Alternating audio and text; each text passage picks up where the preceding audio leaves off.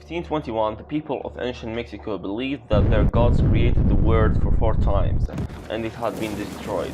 So, on the 5th time, they decided that one of them would sacrifice himself for the world to live. And they casted a plot, as a result of which a rich and powerful god was picked. It called Tecocistecatl.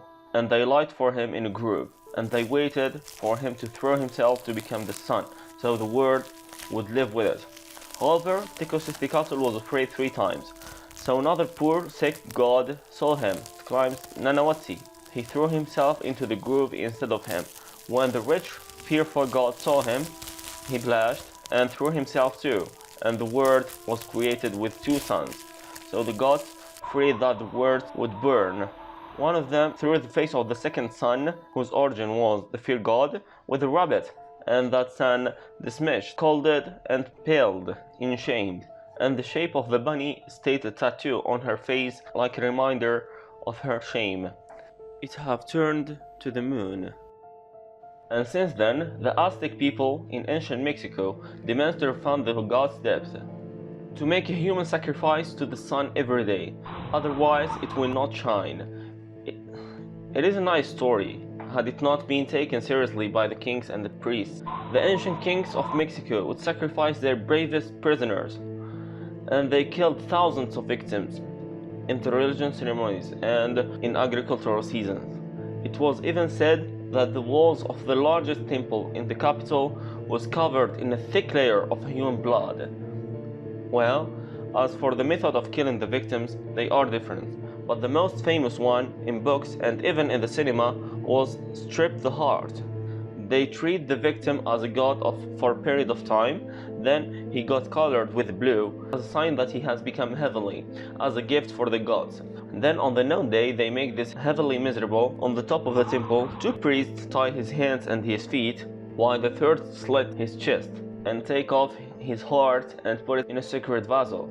Then the victim's body thrown away, to roll from the top of the pyramids to the bottom. Children can be sacrificed too, as the priest of the rain god Tlaloc would do. He is a god with frog's eyes and elephant's tusks, and they found numbers of their structures around his pyramid. I was watching the National Museum of Mexico, seeing necklaces made from the victims' bones, when I joked to some of my friends, didn't their priest catch the flu for a day? For 500 years to become unable to present the victims, and the next morning they see that the sun has risen in spite of that. And they realized how crazy and criminal are their priests. Were there not a sect of people worthless to test the saying of the end of the world, to risk not presenting victims even if the world collapses? And when the world remains intact, they will know that presenting victims is pure madness. Are they all believers to this extent? The ancient Mexicans were not weird, but it was the politics that kept them silent, and it gave the power to the priests and the kings. That sacrifices was a means of controlling and ruling. The sacrifice was not intended to appease the gods, rather the goal was to intimidate the public. People invented the gods and the story of the gods to give legitimacy to a political system that exercises its power and capacity for mass murder, openly visible and heard. And offering sacrifices has not the rule. It is a constant push for war, and to sanctify the part of society that has a monopoly on carrying weapons. The army is the only side that switched between the ancient Mexican and the stone digger on the top of the pyramid. If his army is victorious, he will survive, and if his army is defeated, he might find himself painted with blue and see his heart plucked from his chest with his eyes.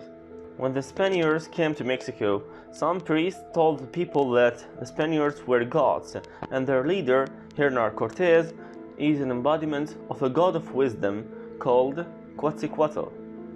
And they told them that the ancient book foretold the coming of the Quetzalcoatl. It is usually a flying snake with a colorful feather in a form of pale, bearded man coming from the sea. And when Hernán Cortés kidnapped the king of the Mexican, he threatened to kill him if he did not order his soldiers to surround it. The king, as the high priest, and the Supreme Emperor ordered his people to surround the invaders. Then Cortés killed him, of course. While the army of Mexico included 18,000 fighters, but these 18,000 fighters were more fearful than they were trained to fight. So half of the Western world felt ignorantly surprised, amazed, dazzled, and threatened by a few hundred strangers because their culture was based on fear, not contentment.